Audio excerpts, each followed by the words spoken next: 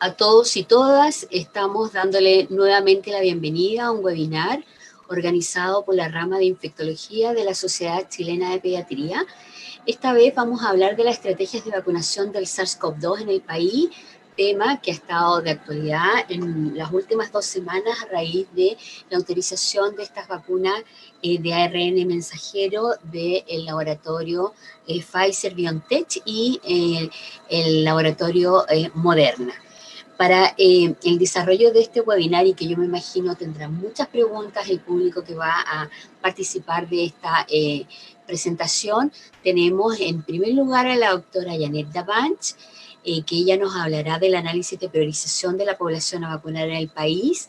La doctora Davanch es una destacada infectóloga de adultos, trabaja en el Hospital Clínico de la Universidad de Chile y es la presidenta del Comité Asesor de Vacunas e Inmunizaciones CABEI y además es miembro activo del Comité de Infecciones Emergentes de la Sociedad Chilena de Infectología y Past President.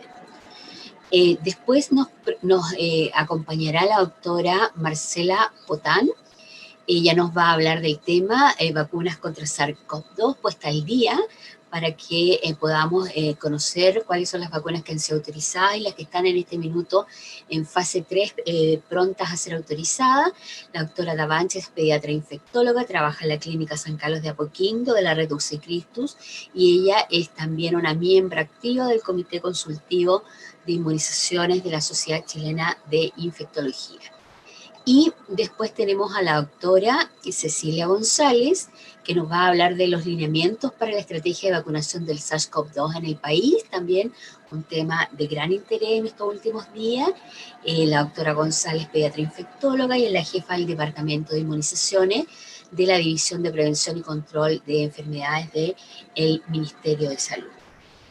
Como ven, las presentaciones están a cargo de destacadas médicos y médicas en realidad, que nos van a hablar de estos temas que son de gran interés para todos. Vamos a partir entonces con la presentación de la doctora Janet Davanch.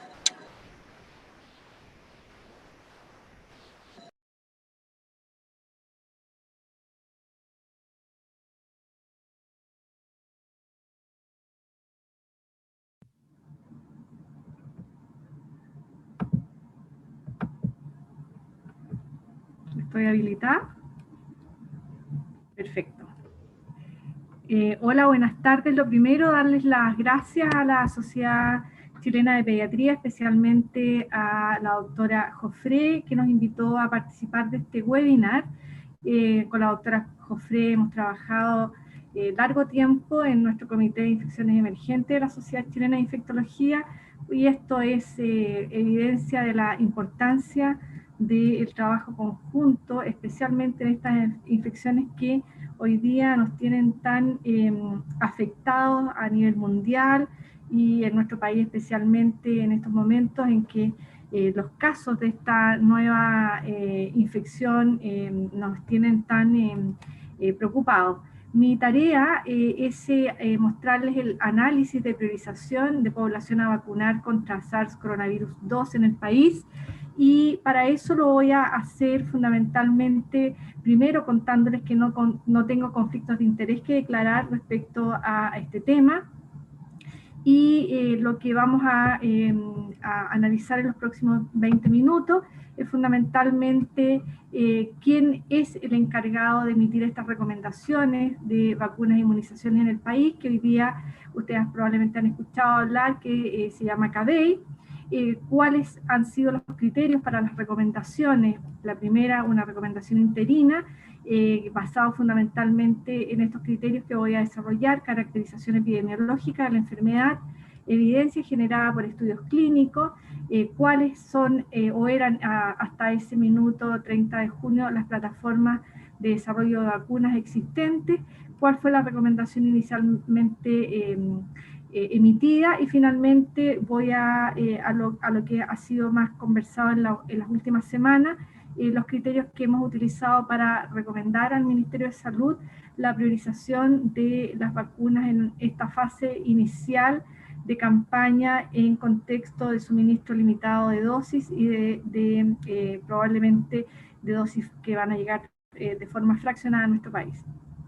Para comenzar, les presento quién es el Comité Asesor en Vacunas y Estrategias de Inmunización.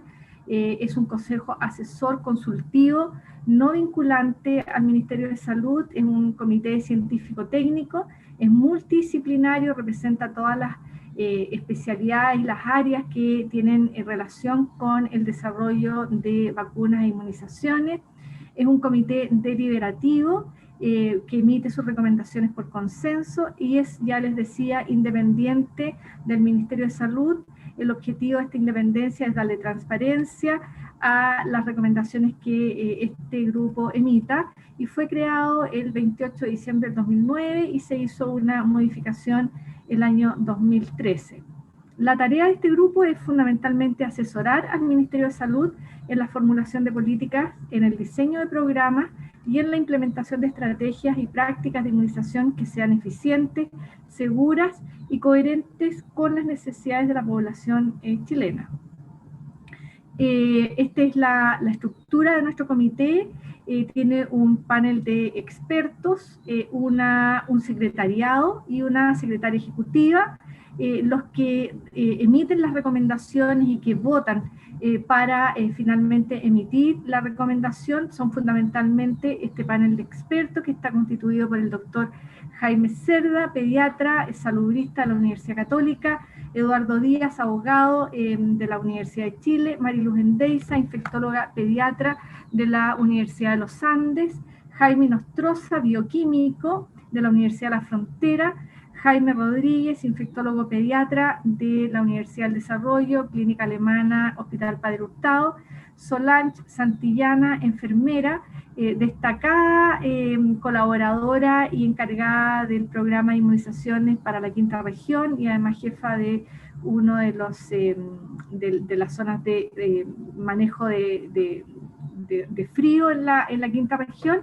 Y quien les habla, yo soy infectóloga de adultos, como ya les contó la doctora Joffre.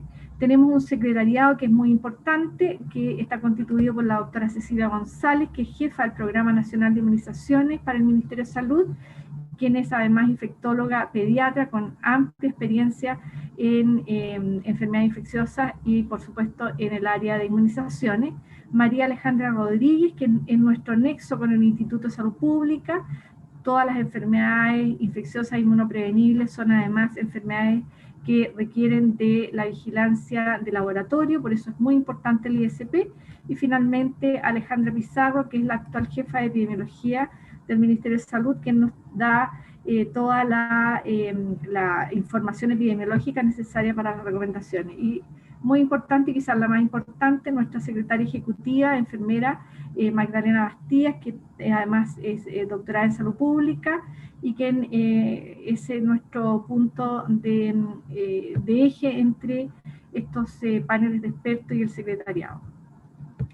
Para entrar en materia, la primera recomendación en relación a vacuna contra SARS-CoV-2, nuestro comité asesor la emitió el 30 de junio.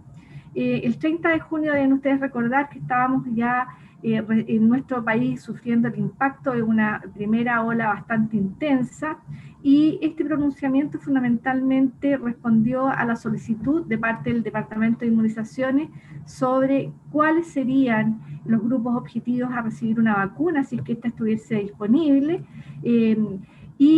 fundamentalmente con la idea de reducir el riesgo de enfermar gravemente por la enfermedad y por otro lado de preservar el sistema sanitario o cualquier otra consideración que fuese importante en ese momento. ¿En qué basamos nuestra recomendación el 30 de junio del 2020? Fundamentalmente lo basamos en estos 3 puntos: en la caracterización epidemiológica de la enfermedad, identificando grupos y factores de riesgo, basados también en la evidencia científica e información disponible, y esto da cuenta también de recomendaciones internacionales y de otros grupos de comités consultivos de inmunizaciones que conforman la red llamada NITAG en el mundo, y finalmente, y por supuesto muy importante, el desarrollo de vacunas hasta ese momento, que ustedes ya saben que están basadas en distintas plataformas de producción. ¿Qué teníamos hasta junio del 2020? Fíjense que estábamos a 5 meses, probablemente 5 meses exactos desde la detección del primer caso en Chile, y ya contábamos con 275.600 casos en Chile y más de 4.500 defunciones, con una incidencia acumulada país muy alta de 1.547 casos por 100.000 habitantes. Ya en ese momento era bastante claro que el perfil de factor de riesgo para enfermar es el sexo, con una incidencia de 1.519 versus 1.375 para las mujeres, y con una tasa de letalidad hasta esa fecha de 1.6%. Respecto a la distribución geográfica, la tasa más alta de incidencia hasta esa fecha la presentaba la región metropolitana. Había hasta ese momento también, de acuerdo a la caracterización epidemiológica, un mayor riesgo de hospitalización en hombres versus las mujeres, y una también tasa de hospitalización mayor en los adultos mayores de 80 años, con una tasa que alcanzaba 418 por 100.000 habitantes. Y en ese momento, al 27 de junio, se contaba con un estudio realizado por una universidad privada, la Universidad del Desarrollo, que utilizó un test rápido fundamentalmente en diferentes comunas de la región metropolitana, y que daba cuenta de una cero prevalencia del 2.9%.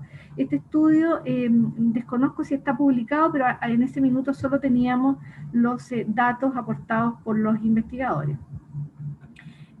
¿Con qué otra evidencia contábamos? Contábamos con datos respecto a factores de severidad y mortalidad.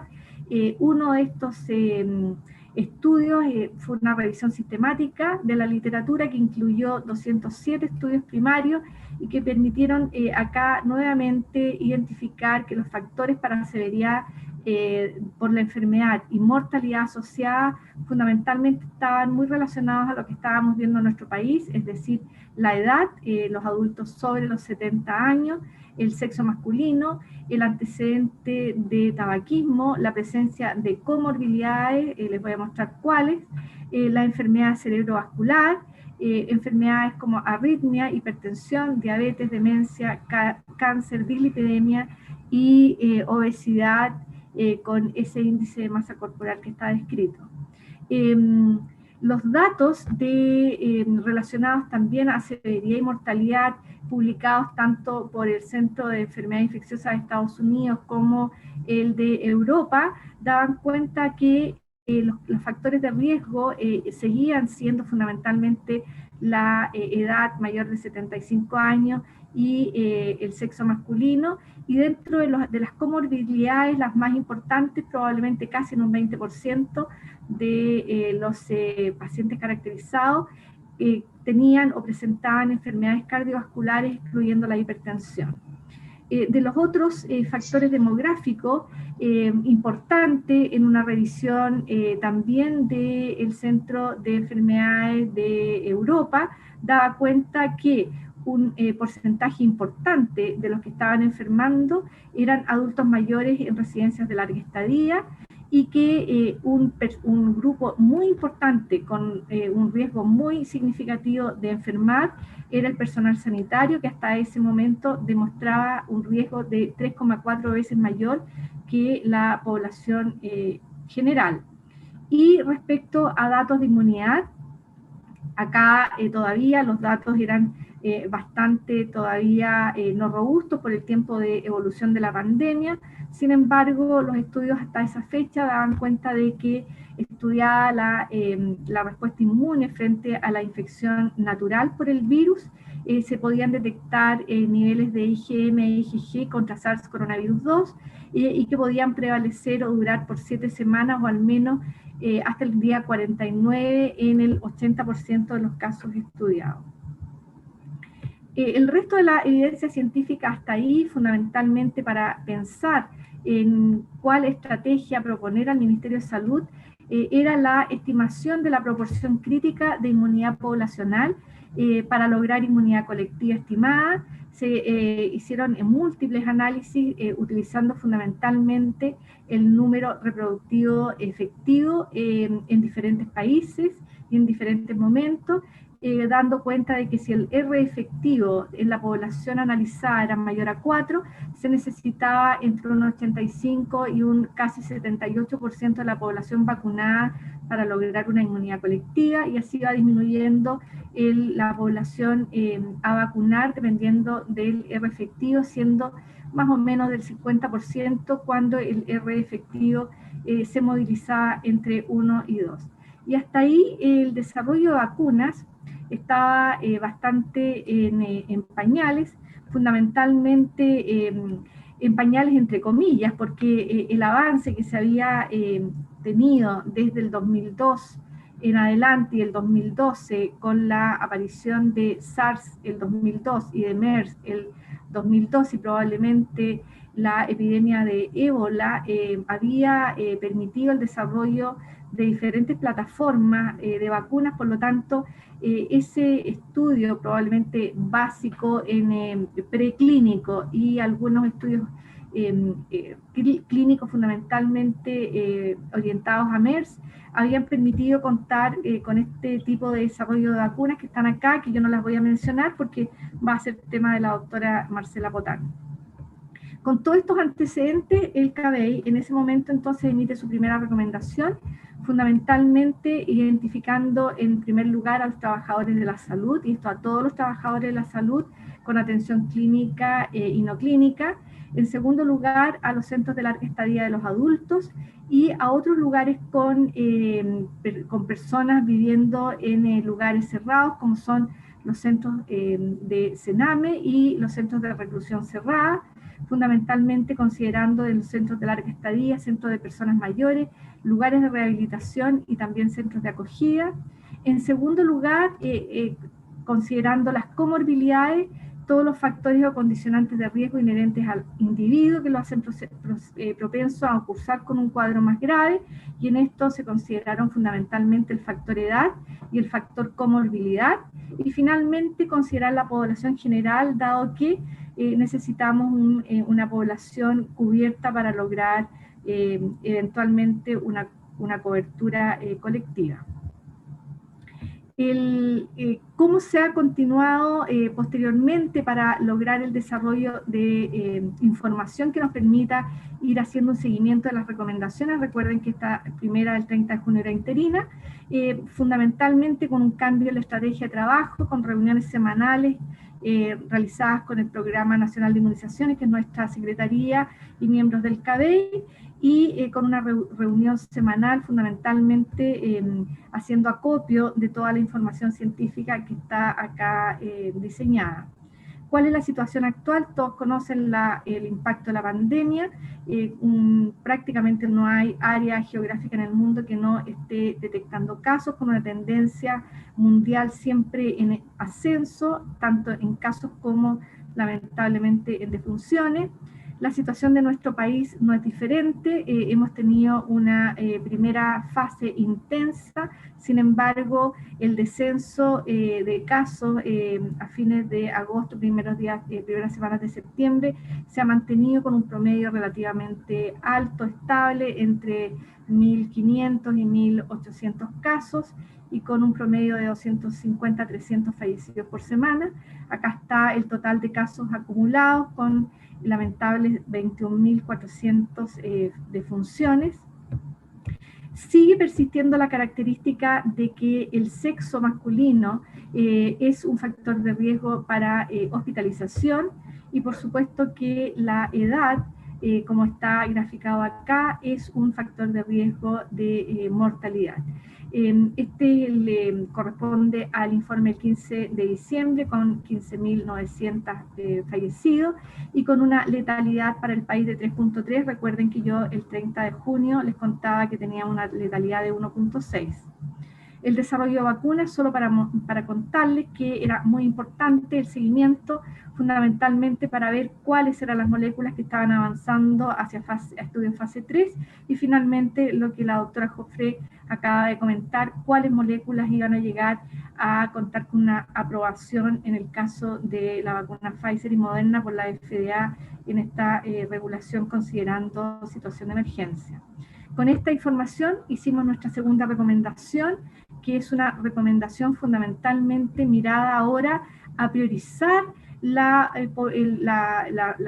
poblaciones inicialmente descritas el 30 de junio, de tal forma de lograr vacunar ahora contra SARS-CoV-2 en contexto de una fase inicial, en contexto de suministro limitado y probablemente con despacho fraccionado de vacunas a nuestro país.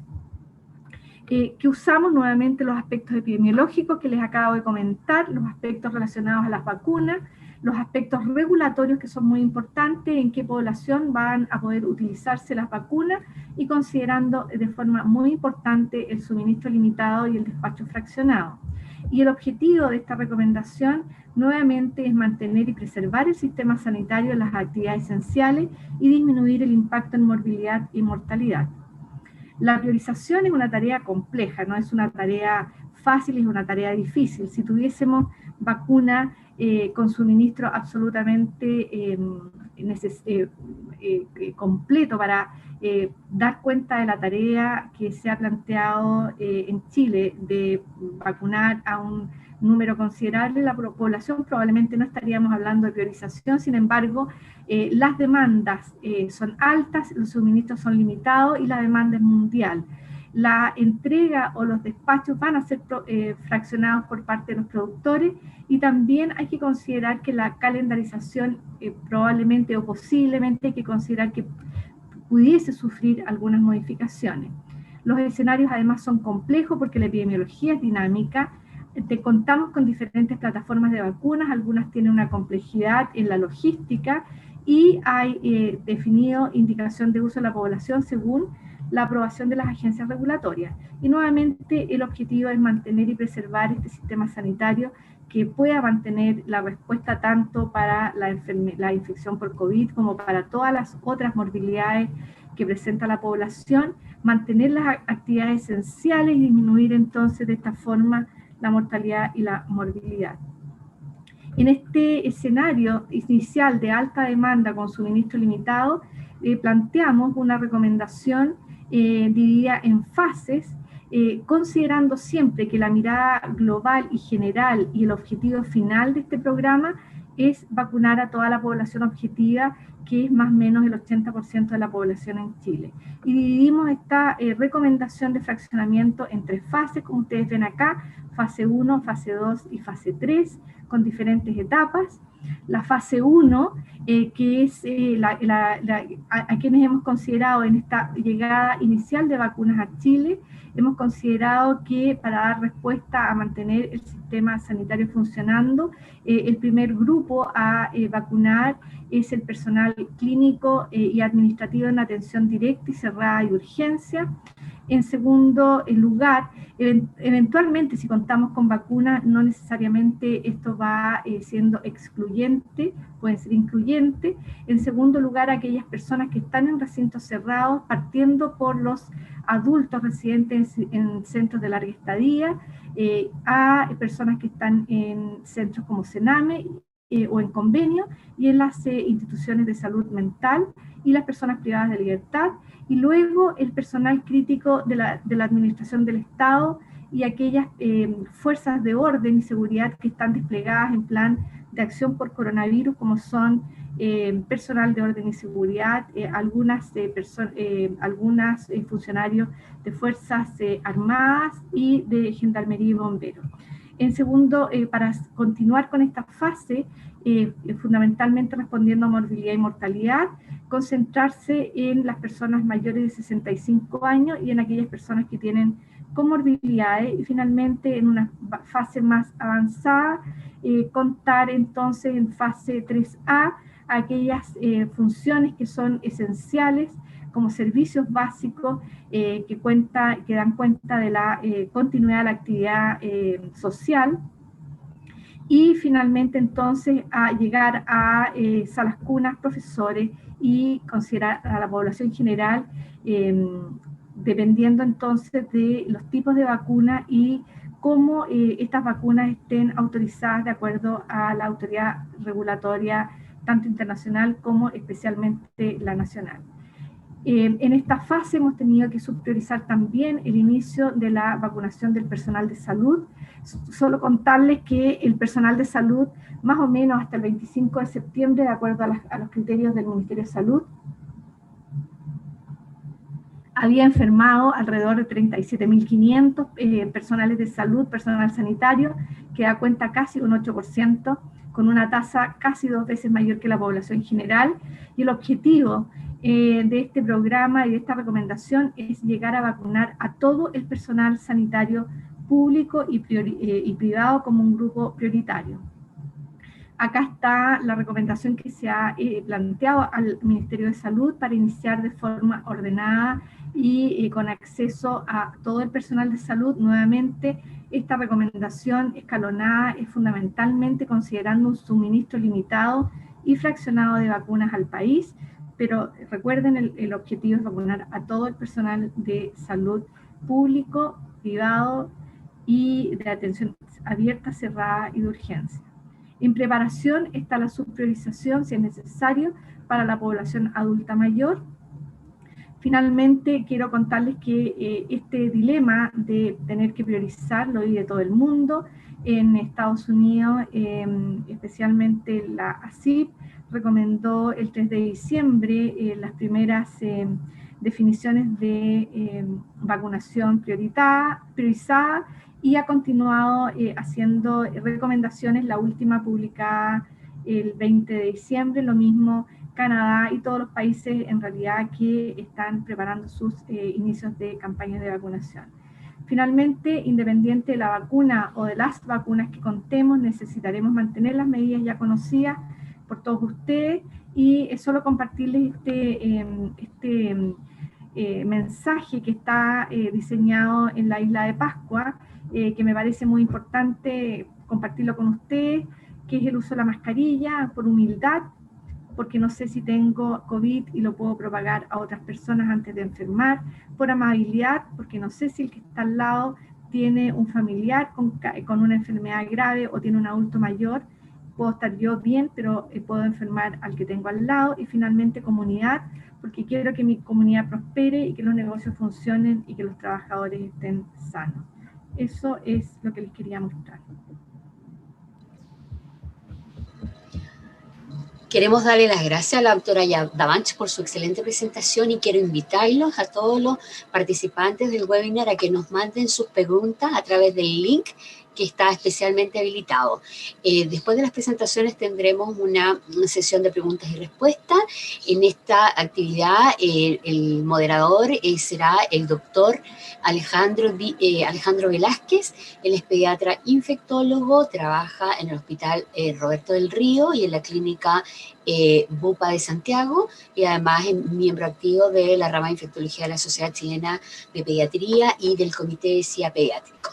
Invito ahora a la doctora Marcela Potana a que nos presente las vacunas anti-SARS-CoV-2.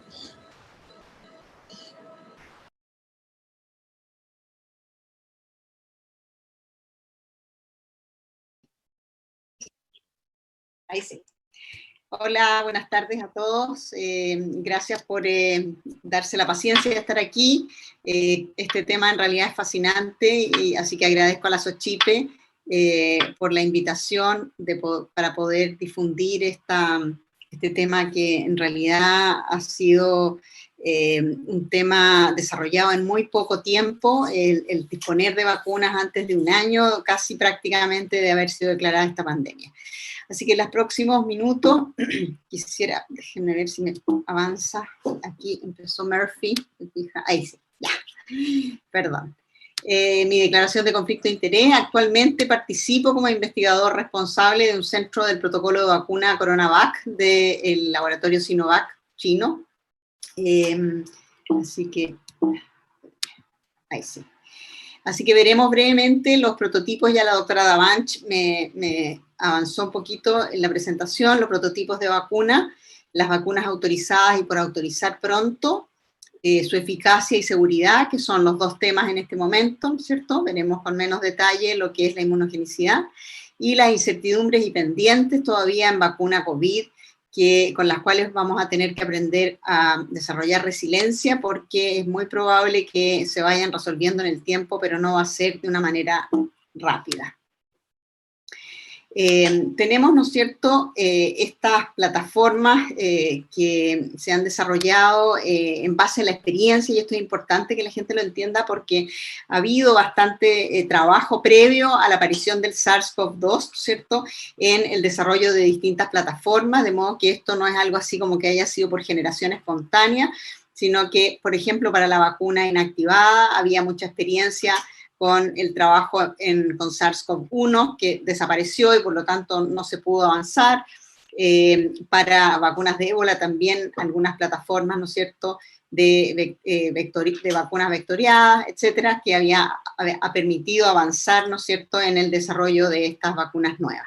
Y acá tenemos un resumen de cómo vamos, ¿no es cierto? Ustedes ven la cantidad de vacunas que están en las distintas fases. Ya tenemos 2 aprobadas el día 18 de diciembre, que nos da bastante esperanza, ¿no es cierto?, en nuestro país y en el mundo. Y voy a referirme brevemente a solo 3 de las vacunas que son las que están más avanzadas, porque si no tendríamos que hacer una charla mucho más larga.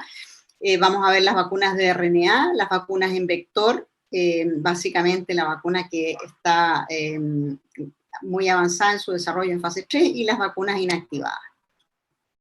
¿Qué sabemos hasta el momento de la inmunidad, que es clave entenderlo para el desarrollo de vacunas? Conocemos los epítopes claves del virus, ¿no es cierto? Y tenemos buenos modelos animales. Esto no siempre ocurre con todas las vacunas, pero acá los hay, y esto ha permitido avanzar también con mayor velocidad. Tenemos claramente definido que los anticuerpos neutralizantes son protectores para SARS en animales y probablemente en seres humanos también. La mayoría de los pacientes con COVID desarrollan anticuerpos y pareciera que estos persisten, no sabemos cuánto tiempo, pero para SARS y MERS esto fue al menos 12 a 24 meses, y probablemente la presencia de anticuerpos no explica la globalidad de la respuesta inmune que genera este tipo de vacuna. Hay algunas experiencias de protección con esta vacuna. Siempre la preocupación en estas nuevas vacunas es la seguridad, y una de las conversaciones iniciales que se tuvo fue, y probablemente ustedes escucharon hablar de esto, el riesgo de enfermedad exacerbada, ¿no es cierto?, que nos recuerda lo que ocurrió con vacunas de virus sincicial inactivada hace muchos años, y también con algunas vacunas MERS y SARS-CoV, que en el fondo las personas hacían una enfermedad aún más intensa, porque se despertaba una respuesta inmune que era preferentemente de tipo TH2, ¿no es cierto?, con este perfil de interleuquina, y que tenía que ver con una respuesta, ¿no es cierto?, de anticuerpos neoneutralizantes, y que generaba esta respuesta. Esto fue una preocupación desde el comienzo del desarrollo de todas estas vacunas, y hasta el momento, afortunadamente, con la información que tenemos, no se ha demostrado con ninguna de ellas. Acá vemos las plataformas, ¿no es cierto?, de distintas vacunas, y solo no es para revisar en detalle cada una, pero tenemos, bueno, la vacuna de Sinovac, como les comentaba, que es un virus inactivado, ya completó su desarrollo clínico fase 3 en Brasil, con más de 14.000 voluntarios vacunados, y en Chile tenemos el plan de vacunar 2.300 personas con este producto. Luego está la vacuna de la ChAdOx, ¿no es cierto?, que es la vacuna en un adenovirus recombinante, que es de AstraZeneca, ¿no es cierto?, y que también hay ensayos en Chile, en Brasil, ¿no es cierto?, con numerosas personas. También tenemos la otra vacuna de adenovirus, que es de CanSino, y que también se está ensayando en el sur de Chile, en nuestro país. Y adicionalmente tenemos la otra vacuna en adenovirus recombinante, que es la de Janssen, que también tiene estudios en nuestro país, de modo que esto es muy estimulante, porque nos augura información local de inmunogenicidad y de seguridad, sobre todo y desde luego esperamos de eficacia en la medida que esto se pueda cumplir. Acá tenemos las otras plataformas, la vacuna de RNA mensajero de Moderna, que mencionaba recién la doctora, ¿no es cierto?, que ya completó, o está en curso la fase 3, pero fue recientemente aprobada en Estados Unidos, y la vacuna de Pfizer-BioNTech, que es una vacuna también de RNA mensajero, que vamos a ver un poco más en detalle, y que también sus estudios de fase 2-3 están en curso. Hay otros productos, ¿no es cierto?, que no vamos a revisar por razones de tiempo. Y esta es la vacuna, ¿no es cierto?, que nos genera más interés porque es la primera registrada y probablemente es la primera que va a llegar a nuestro país, ¿no es cierto?, que es una vacuna desarrollada en base a RNA mensajero que contiene la información para la síntesis de la proteína spike, ¿no es cierto?, la espícula, que es la que genera la respuesta inmune y los anticuerpos neutralizantes. Y esta partícula entonces de RNA va envuelta en una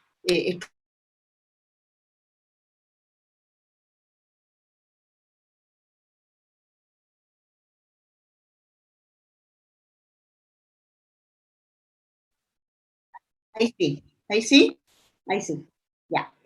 Esta vacuna, como decía, es un RNA modificado en nanopartículas de lípido, que ya está avanzado en su fase 3 en adultos que van desde 16 hasta 91 años, con una media de 50. Hay grupos representados con comorbilidad, son grupos no menores, 34% son obesos, hay un 21% de mayores de 65 años y también hay una población un poco menor de 75. Y el fase 3 está en curso en todos estos países, Argentina, Brasil, Sudáfrica y Chile, y en diciembre 11 recibió, ¿no es cierto?, su primera autorización para uso de emergencia, que no es lo mismo que un registro sanitario, sino que es una aprobación temporal en la medida que se reúnen todos los antecedentes para tener el dossier disponible y entonces postular a una aprobación formal por la autoridad regulatoria. Vemos acá, solo para recordar, que esta vacuna tiene una potente respuesta inmune, ¿no es cierto? Tenemos a la derecha la respuesta inmune al SARS-CoV salvaje, digamos, con el cual nos infectamos, y ustedes ven la respuesta inmune para distintos esquemas y en distintos grupos etarios es varias veces mayor. Acá vemos para el grupo de 18 a 55 años la media geométrica es 2.8 a 3.8, el valor basal, ¿no es cierto?, del suero de convaleciente, y para mayores de 65 es un poquito menor, pero también es superior. En relación a la tolerancia, que es una variable muy importante, hoy día estamos muchas veces más preocupados de las reacciones adversas que de tener un producto seguro, o sea, de tener un producto eficaz y de tener un producto, pero esos son los tiempos actuales, así que es importante conocer el perfil de reactogenicidad. Esta es una vacuna que produce bastantes reacciones locales, pero fundamentalmente se refieren a dolor, ¿no es cierto?, moderado a leve, y se ven en alrededor del 66 al 83%, nada muy nuevo, dirán ustedes, en relación a algunas vacunas, pero también hay reacciones sistémicas que son un poco más frecuentes con la segunda dosis, ¿no es cierto?, y son menos frecuentes en los mayores de 55 años, curiosamente, apareciera que el sistema inmune un poquitito inmunosenescente, ¿no es cierto?, en este caso ayuda a tener una reactogenicidad un poquito menor. Las reacciones severas en general son poco frecuentes, menos del 2%, y dentro de las que destacan como un poco distintas es la fatiga o el cansancio, ¿no es cierto?, que tal vez se parezca bastante al que tenemos todos a fin de año después de trabajar este 2020, pero es severa en una menor proporción de los vacunados. La fiebre se ve en un 16% en el grupo de 16 a 55 años y es muy infrecuente en el grupo de adultos mayores. Así que eso tranquiliza porque la fiebre, ¿no es cierto?, en el adulto es un síntoma como poco común. Y acá tenemos los datos estrella de esta vacuna, ¿no es cierto?, que se los he simplificado en esta diapositiva. Acá tenemos, en este estudio se se hicieron distintos grupos, ¿no es cierto? Uno sin infección previa a COVID y otra mezcla de con y sin infección. Y ustedes ven acá la diferencia de casos confirmados de COVID en el grupo vacuna versus el grupo placebo y la eficacia de cercana a 95%, que es muy similar a la mezcla de con y sin COVID previo, ¿no es cierto? Lo cual apunta que probablemente no hay digamos, debiera vacunarse con cierta seguridad, si bien en este grupo, ustedes se fijan acá, hay una mezcla importante, son un grupo alto de vacunados con historia de COVID. Y los intervalos de confianza son bien estrechos, lo que da a entender que estamos frente a un muy buen valor de cercano a 95%. Más aún, hay datos, ¿no es cierto?, que muestran que con una sola dosis ya habría una eficacia discreta de 52%, que no es menor, y que la vacuna sería protectora desde los 12 días después de su administración. Y acá vemos el resumen de casos de COVID grave en el grupo placebo 9 y en el grupo vacuna solo 1, que es un factor también importante que nos interesa considerar. Y acá les traje esta distribución por comorbilidades, que si bien el estudio no fue diseñado con el poder suficiente para hacer estas comparaciones, resulta que los datos son bastante interesantes, en algunos casos son intervalos de confianza estrechos, y fíjense que en general cualquier comorbilidad, alrededor de 95% de eficacia, cáncer 75.7%, si bien los N de casos, digamos, de COVID confirmados son pocos por los dos brazos, tenemos 100% con intervalos que no son muy confiables, desde luego, pero igual 0,5 nos da una orientación, enfermedad pulmonar crónica, fíjense, esto es interesante, diabetes, ¿ya? Obesidad, esto es muy relevante porque ha sido uno de los factores de riesgo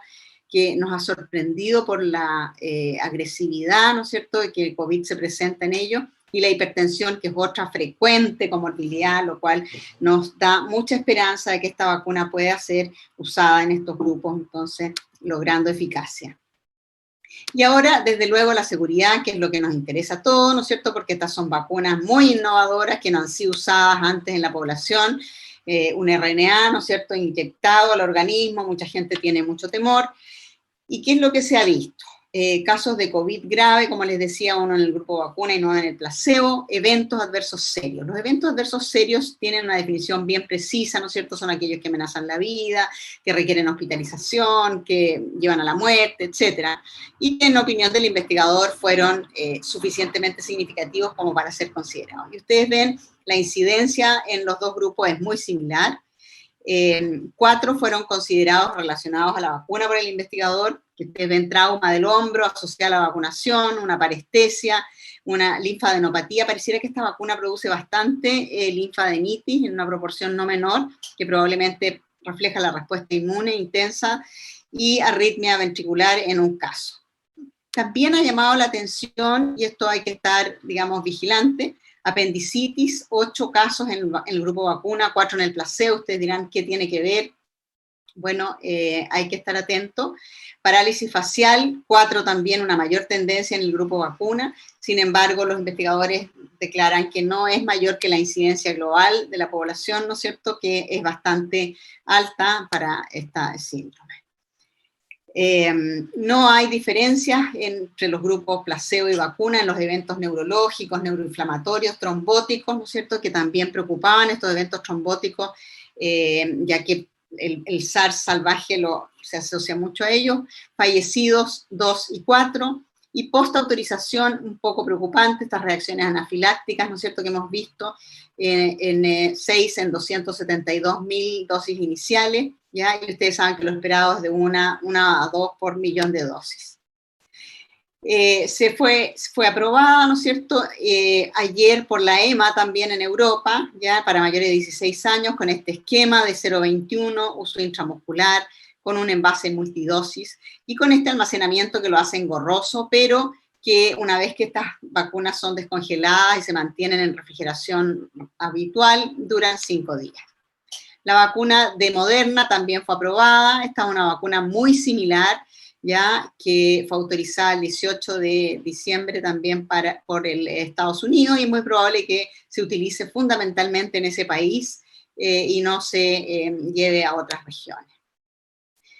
La vacuna inactivada de Sinovac, por otro lado, es una vacuna, ¿no es cierto?, que tiene un proceso de inactivación bastante tradicional, que tiene un adyuvante que es el hidróxido de aluminio, ¿no es cierto?, que es conocido y usado en procesos de manufactura, que ha sido inmunogénica y ha evitado la infección en macacos rhesus, y que, digamos, produce una potente respuesta en términos de anticuerpos neutralizantes, con un 90% de seroconversión, y con tolerancia, es decir, reacciones adversas bastante razonables, básicamente dolor y cefalea son las reacciones más comunes. Esta vacuna se está ensayando en Chile, como les dije, en un estudio multicéntrico que busca evaluar eficacia para prevenir casos confirmados y el perfil de seguridad, digamos, revisando también hospitalización, casos graves, muertes y la inmunogenicidad en un subgrupo de vacunas. El estudio está en curso en distintos centros, ¿no es cierto?, y en una relación vacuna-placebo 1:1. Los datos van a ser analizados prontamente con la información de Brasil, que enroló, como les dije, 14.000 sujetos, hay un error ahí, y que es muy probable que de aquí a una o 2 semanas tengamos los datos de eficacia de ese país.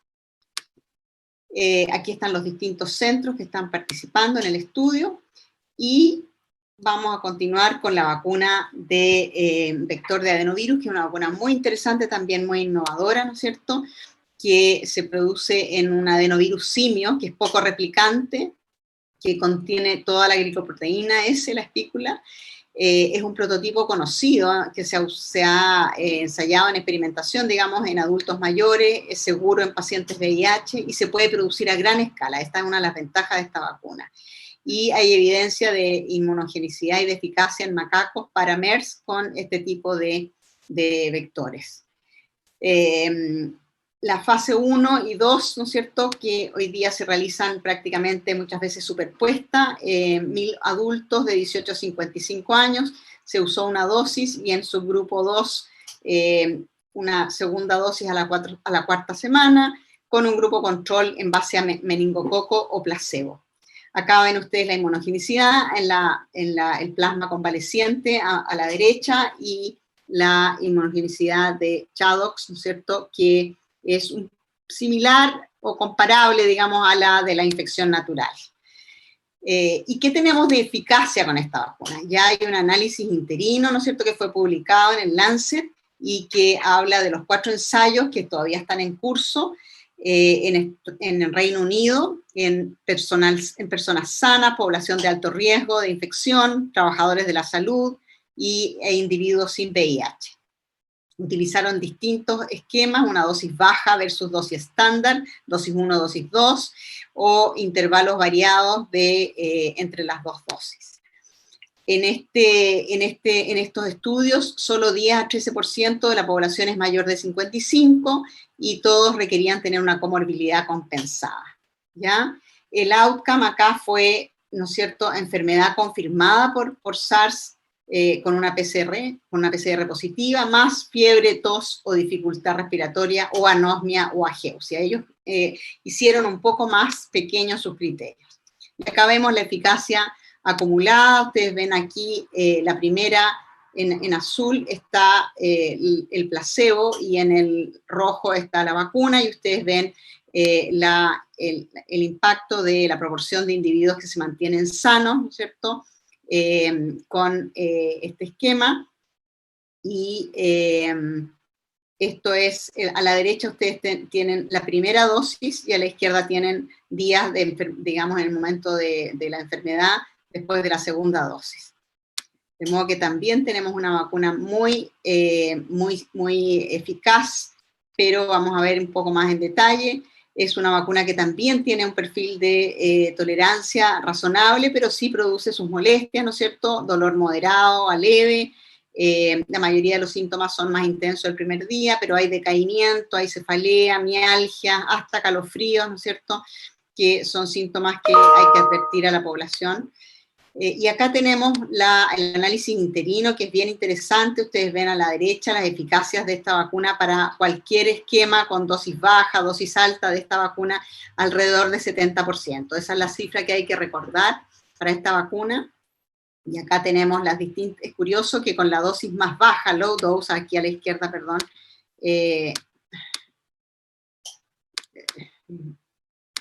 me fui para el otro lado, perdón. Oh, disculpen. A ver, ahí estamos. Estoy terminando. Y les decía que acá tenemos, entonces, datos bien interesantes, ¿no es cierto?, en términos de eficacia. Ustedes ven que está alrededor de, dependiendo del estudio, 60%, 73%, y acá en este grupo es curioso porque este es el grupo que tuvo una dosis más baja de vacuna y sin embargo tiene una eficacia mayor. Y aquí un dato súper interesante que es el COVID asintomático, ¿no es cierto?, que se siguió en este estudio con una PCR semanal, que se hacían los mismos voluntarios, así que puede que tenga algunos sesgos, pero sesgos parejos para control y vacuna, y ven ustedes que hay una protección de 67%, lo cual es muy, muy estimulante en términos de eventuales propuestas de reducir la circulación de este agente. Eventos adversos serios, fíjense, similares en los dos grupos: anemia hemolítica, que fue considerada relacionada, pero en el grupo control, fiebre, 3 mielitis transversas, y en esto me detengo porque esto fue como bastante conocido en los medios. En el grupo vacuna hubo una posiblemente relacionada y otra no, en un paciente con una esclerosis múltiple no diagnosticada en ese momento, y en el grupo control también una mielitis transversa. Fallecidos, 4 en el grupo control y 1 en el grupo vacuna, todos estos fallecimientos por causas no relacionadas que están ahí especificadas. Y para ir terminando, un poco en pensar, ¿no es cierto?, ya en positivo, qué es lo que necesitamos de nuestra población para lograr reducir el contagio, reducir el distanciamiento social y lograr una sociedad normal, una vida normal. Probablemente, ¿no es cierto?, depende desde luego del RO, como decía la doctora Davanchi, y depende del nivel de infección de la población. Si acá tenemos, por ejemplo, un nivel de infección del 5% de la población, necesitamos entonces una vacuna con una eficacia de 80% y una cobertura de 75% para extinguir la pandemia. De modo que uno debiera postular a una vacuna lo más eficaz posible, ¿no es cierto?, si bien podemos partir con lo que tengamos disponible y así debemos hacerlo, ¿no es cierto?, usar las vacunas que nos lleguen, porque todas van a servir para controlar esta situación. A futuro uno debiera aspirar a una vacuna con la mejor eficacia posible y desde luego la cobertura acá es esencial y vacunar al 75% de la población es un tremendo desafío. Nos quedan algunas incertidumbres, el correlato inmunológico de protección, no tenemos idea cuánto dura la protección, aspectos relacionados con la transmisión, otros COVID diferentes antigénicamente, este que está circulando en Inglaterra hasta donde sabemos no pareciera ser resistente a vacuna, y desde luego necesitamos datos en otras poblaciones, niños embarazadas, inmunosuprimidos. Tenemos mucha preocupación de la disponibilidad de suficientes dosis, de la termoestabilidad de alguna de las vacunas. Solo la de Pfizer tiene esta situación de extrema sensibilidad, ¿no es cierto?, en términos de temperatura. El resto son un poco más fáciles de manejar y se manejan entre 2 y 8 grados. Tenemos que estar atentos a eventuales eventos adversos poco frecuentes que se vean cuando se expanda la población vacunada. Y desde luego la aceptación de la población, que depende mucho de cómo se enfrente las comunicaciones, y en eso cada médico, cada personal de salud debe invitar a la población a vacunarse y a hacerlo apenas estén disponibles en Chile. Así que para concluir, solo alegrarnos de que ya hay 2 vacunas con autorización de su uso en el mundo, y vendrán más. El desafío son las coberturas, ¿no es cierto?, con la meta de reducir francamente la mortalidad y ojalá la circulación.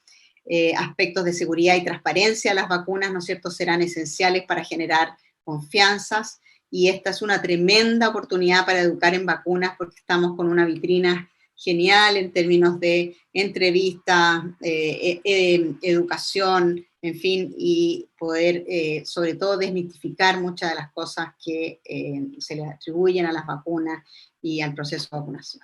Muchas gracias. Voy a bajarla. Ahí está. Bueno, queremos darle las gracias a la doctora Potán, ha sido una excelente presentación, ha dejado claro muy, digamos, nos ha puesto al día con las vacunas que están autorizadas en uso de emergencia y las que están todavía completando sus estudios de fase 3. Ahora la doctora Cecilia González nos va a presentar el plan de vacunación contra SARS-CoV-2 en su fase inicial, la implementación de la estrategia y el lineamiento que llevará a cabo el país, y insistir en que los invito a enviar sus preguntas al link para que podamos, después del término de la presentación de la doctora y con el doctor Alejandro Velázquez, responder sus dudas. ¿Me escuchan? Sí.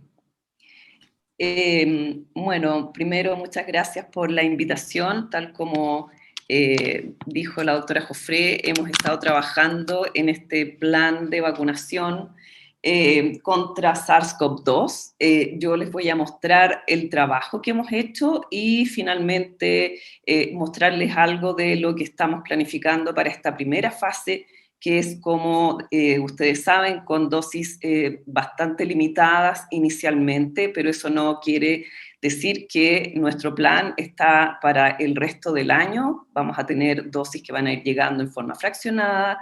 Por lo tanto, tenemos que tener paciencia, ¿verdad?, porque vamos a vacunarnos todos, pero inicialmente hay que tomar decisiones respecto de cuáles son los grupos con los que vamos a iniciar.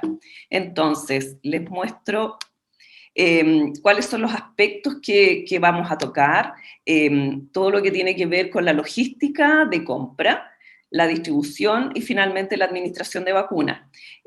Primero, tenemos que tener un marco, ¿verdad? Un marco en el cual nosotros podemos hacer esto de comprar una vacuna, incorporar en nuestro programa. Así que ahí vamos a ver aspectos regulatorios. En la importación de vacunas vamos a ver qué pasa con los flujos de acuerdo a las vacunas o los laboratorios con los que tengamos algún convenio, cómo ingresan al país estas vacunas, dónde vamos a almacenar, sobre todo lo que tiene que ver con una de estas vacunas que es con la que vamos a iniciar, ¿cierto?, que tiene una logística desde el punto de vista de la cadena de frío un poco más compleja, cómo vamos a distribuir a nivel de nuestros depósitos de vacuna, cómo se van a retirar y finalmente cómo vamos a definir estas poblaciones para el inicio. Entonces, el marco, como ustedes bien saben, tiene que ver con las aprobaciones que pueden tener estas vacunas nuevas en distintas agencias reguladoras de nivel de alta vigilancia. Es así como la FDA en octubre de este año sacó una guía para los laboratorios en el que definió cuáles iban a ser los parámetros que iba a considerar para la autorización de uso en emergencia, y para en ese contexto poder dar una opinión relacionada con el beneficio-riesgo y que iba a respaldar esta aprobación de uso en emergencia. Y así fue como señaló que tendría que haber seguimiento de reacciones locales, sistémicas, datos de seguridad y seguimiento de un número adecuado de sujetos por lo menos 2 meses. La EMA, por su parte, en Europa, adaptó ciertos procedimientos, acortó plazos para revisión de nuevas vacunas, para poder entonces también tener una aprobación más rápida, pero también haciendo hincapié en que solo si es que estaban respaldadas por evidencia científica y había balance, cierto, positivo, beneficio-riesgo. Y es así como en octubre, el 10 de octubre, el Comité de Medicamentos Humanos inició el Rolling Review de la vacuna de AstraZeneca.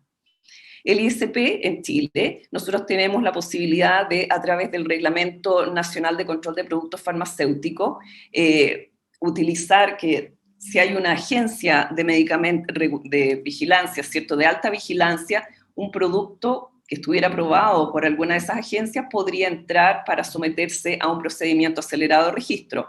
Pero también tenemos la posibilidad de autorizar el uso provisional de productos farmacéuticos que no tengan registro, y esto es fundado en algunas causales que tienen que ver con el Código Sanitario.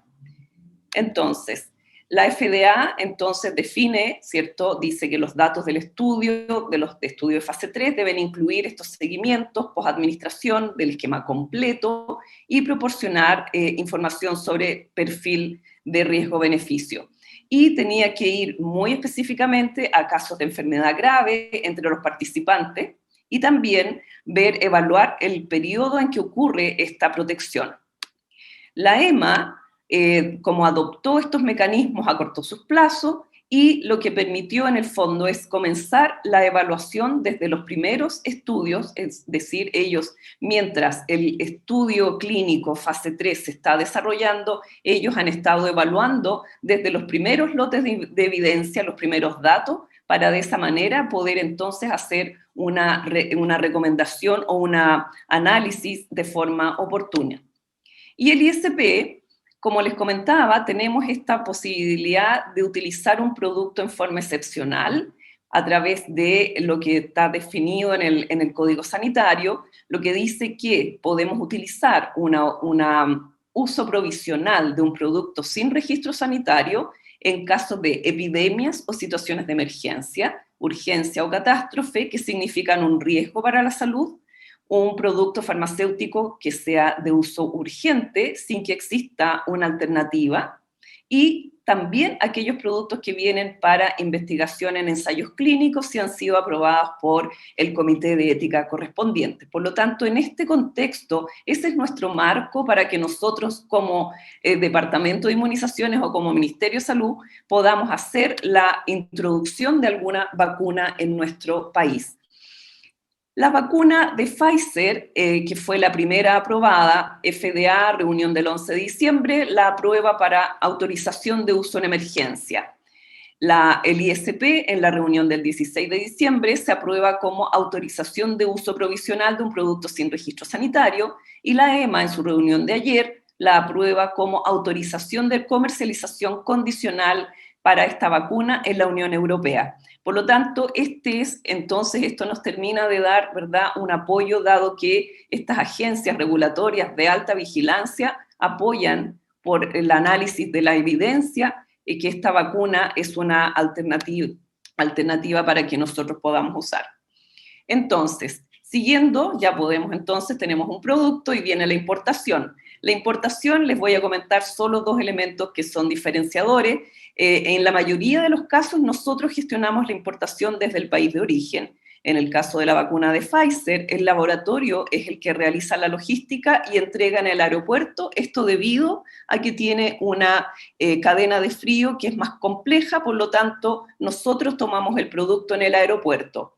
En el caso de la vacuna china, por ejemplo, o de AstraZeneca, nosotros deberíamos realizar la logística desde el país de origen. Entonces ahí hay un resumen en que dice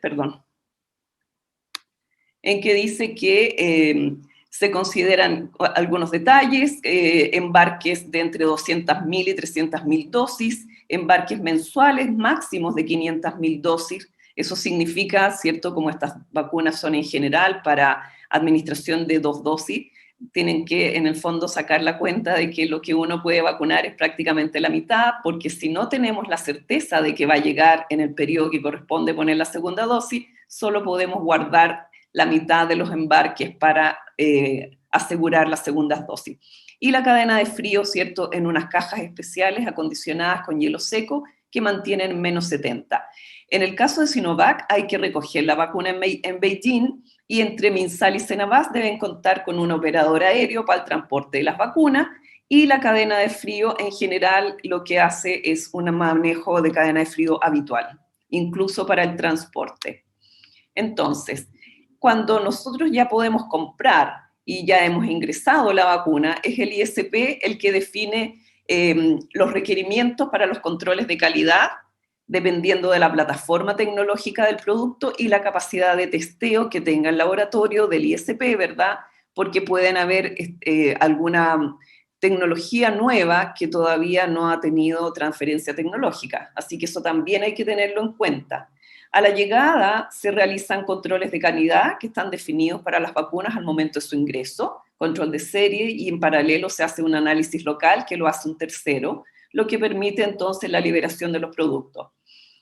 Ahora, a través del artículo 99 de este mismo Código Sanitario, que estamos utilizando como para utilizar un producto sin registro sanitario, los laboratorios podrían solicitar la exención de alguno de los requerimientos desde el punto de vista del control de calidad. En ese contexto, nosotros hemos hablado con el ISP y vamos a dejar siempre de cada uno de los envíos algunas dosis, algunos frascos, ¿verdad?, para poder hacer control de calidad o pruebas en el contexto de que pudiera existir algún evento adverso que requiera que se haga una investigación más a fondo. En cuanto al almacenaje y la distribución, nosotros hemos contratado un operador logístico farmacéutico que es especializado en distribución nacional, que realiza la distribución entonces desde Santiago a todo el país. La capacidad de almacenamiento es de 600 metros cuadrados y puede tener un almacenamiento, estos son datos súper técnicos, pero es importante que sepan que podemos hacer almacenamiento concomitante de vacuna COVID y vacuna contra la influenza, porque eso también nos da una seguridad, ¿cierto? Cuando la vacuna viene en pallets, podemos 5 millones de vacunas influenza, por ejemplo, vacunas en viales tienen una capacidad de almacenamiento que podría duplicarse porque es una unidad más pequeña. Por lo tanto, eso es relevante porque probablemente en el mes de marzo, abril, desde febrero ya vamos a tener convivencia de vacunas contra la influenza y contra coronavirus en nuestras cámaras. Y esto todo bajo la normativa, la norma técnica 208. Tenemos también un flujo ya definido de entrega periódica y ojalá ininterrumpida, pero ahí hay algunos aspectos que no dependen mucho de nuestra logística, sino que dependen de la forma de llegada de los cargamentos de vacuna, que también pueden verse afectados por cómo esté las cuarentenas, todos esos aspectos también es importante considerarlos, ¿ya? Entonces la idea es poder entregar en forma periódica e ininterrumpida a todas las regiones del país y hay un plan de abastecimiento especial para regiones extremas como Isla de Pascua, Magallanes también, que en general van por carga aérea. En cuanto al almacenaje ya más local, saliendo de Metropolitana, tenemos una red, como ustedes saben, de 26 depósitos de vacunas que se cambiaron de nombre, ¿verdad? Ahora somos depósitos de vacunas y monoglobulinas que están ubicadas a nivel nacional. Ustedes pueden ver ahí que hay regiones que pueden tener hasta 3 cámaras de frío o depósitos de vacuna y eso permite entonces una logística de distribución que alcanza a todos los lugares de manera bastante rápida. Y lo que hemos visto ya analizado, que hay capacidad para recibir vacuna de ambas campañas. La capacidad máxima estimada son de 10 millones de dosis en un momento determinado. Eso permite, como van saliendo, ¿verdad? Y van entrando, vamos a tener la posibilidad de recibir las 2 vacunas al mismo tiempo. Como la mayoría de ustedes saben, nuestros procesos de compra, distribución y control de stock están bajo una norma ISO y tenemos entonces también en la licitación de mantenimiento, monitoreo y reparación de nuestros depósitos de vacuna. Estamos hay establecimientos que están en el proceso de autorización sanitaria completada ya a estas alturas, que tiene que ver con este cambio de denominación de una cámara de frío a depósitos de vacuna. Y estamos trabajando también el aumento de la dotación y capacitación del personal en vacunación contra COVID y también un plan de fortalecimiento logístico y de la cadena de frío. Esto fundamentalmente tiene que ver con estos ultracongeladores que en este primer momento tenemos los ultracongeladores que nos ha entregado en comodato Pfizer y estamos en la compra de otros 5 ultracongeladores, los que en algún momento, en el momento más crítico, suponemos cuando tengamos una llegada ya más frecuente y con dosis más altas de Pfizer, nos va a permitir guardar aproximadamente las segundas dosis que deberían ser más o menos 2 millones de dosis en algún momento. Por lo tanto, por eso requerimos este fortalecimiento de la cadena de frío fundamentalmente en ultracongelado. Y bueno, llegamos aquí al lineamiento de la campaña, cómo vamos a hacer. Nuestro objetivo es preservar la integridad de los servicios asistenciales y las funciones críticas como primer objetivo, pero al mismo tiempo es muy difícil definir, ¿cierto?, qué es primero y qué es después, pero hay que ponerlo y hay que tomar decisiones en estos aspectos. Y por eso insisto, al mismo tiempo, prevenir mortalidad y morbilidad en subgrupos de la población que por condiciones biomédicas asociadas a mayor riesgo de muerte y complicaciones causadas o secundarias a la infección por coronavirus. Por lo tanto, para el cálculo de la población, nosotros inicialmente no teníamos muy claro cómo iba a ser la aprobación de las vacunas, si iban a llegar con aprobación tal como llegó Pfizer, por ejemplo, que dice a partir de los 16 años sin límite superior. No sabemos cómo pueden llegar las demás vacunas, por lo tanto, hemos hecho una serie de escenarios simulando distintas situaciones en que sí hay aprobación para mayor de 60, en que no hay aprobación para mayor de 60. En este minuto, ¿cierto?, no tenemos aprobación para niños ni embarazadas, por lo tanto, esas poblaciones no están consideradas, pero al final del día, el cálculo y la cantidad de dosis que el presidente incluso ha mencionado, hablamos de una cobertura de más o menos el 80% de la población. Eso se condice con lo que nos comentó la doctora Potán en relación a la eficacia. Por un lado, hay que considerar el R sub 0, ¿cierto? El R ha cambiado en estos últimos meses, de haber sido un número al inicio, pero con las cuarentenas y las medidas probablemente este R efectivo ha ido en modificación, pero considerando el primer momento y con una eficacia de un 90%, con un 80% de cobertura, vamos a estar en una situación, debería ser esa nuestra meta, de manera de lograr disminuir la transmisión, disminuir la morbilidad, la mortalidad, las secuelas, etc. La campaña propiamente tal, lo más probable es que comience en el mes de enero y pensamos que vamos a tener que hasta que alcancemos la cobertura o se va a extender. Ustedes comprenderán que la cantidad de dosis que se han comprometido, porque muchas de ellas hay negociaciones, permiten esta cobertura que yo les comento, pero también la llegada de esas vacunas va a ser en forma fraccionada, va a ser mensual, por lo tanto, nosotros creemos que vamos a estar vacunando en un tiempo bastante largo.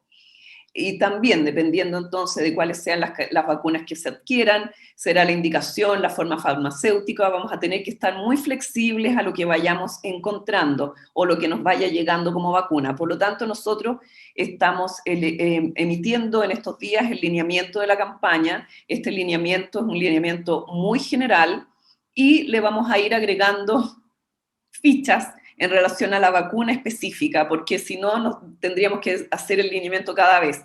Entonces lo que vamos a hacer, vamos a sacar este lineamiento técnico general para ir agregando posteriormente las fichas de cada una de las vacunas con sus indicaciones precisas.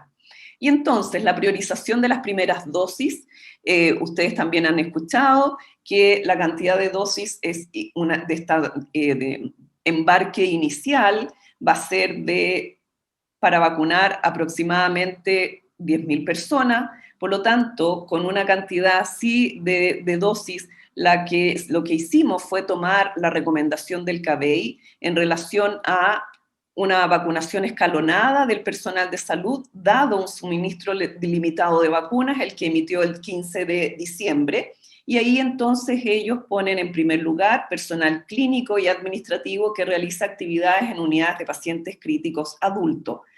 Y eso es entonces lo que hemos estado planificando. Y los motivos, ¿cierto?, es que la vacunación priorizada tiene el objetivo de preservar la respuesta sanitaria a nivel nacional, que era el primer objetivo, que como les decía, es difícil definir si el lugar que uno pone cada uno de los objetivos, pero como hay que hacer una priorización, la priorización fue preservar entonces la respuesta sanitaria a nivel nacional. Esta vacunación en estos grupos del personal en las unidades de pacientes críticos no va a permitir la vacunación, la protección directa de los trabajadores de la salud en el contexto de una alta exposición al SARS-CoV-2 durante la actividad, su trabajo diario, ¿cierto? Y que traduce que tienen un riesgo mayor de enfermar. para la priorización se debe considerar además el comportamiento epidemiológico de la pandemia en las distintas regiones del país. Esto es lo que está publicado en el documento del CABEI del día 15 de diciembre y es en este documento que nosotros hemos basado entonces qué hacer con las primeras dosis que vamos a tener. La vacuna con la que vamos a contar para hacer este inicio de vacunación, este es el inicio de la vacunación, ¿cierto? Tenemos la vacuna Pfizer, que tal como nos comentó la doctora Potán, es una vacuna que viene en viales de multidosis, la que permite obtener de cada vial 5 dosis. Son 0,45 ml lo que viene en este liofilizado. La vía de administración es intramuscular y la dosis a administrar es de 0,3 ml. El esquema es de 2 dosis con un espaciamiento de 0,21. No está escrito en el folleto para prescribir de la FDA, pero en conversación con la doctora Gabriela Ábalos de la empresa Pfizer, nos dijo que podía tener, en cierto, 21 más menos 2 días para la administración de la segunda dosis, lo que nos da entonces un periodo de 48 horas hacia atrás, antes del día 21 o del día 48 horas hacia adelante del día 21 para la administración de la segunda dosis, lo que nos aliviana un poco, ¿cierto? Porque es muy difícil que las personas se puedan vacunar exactamente en el día 21 porque incluso puede ser un día feriado.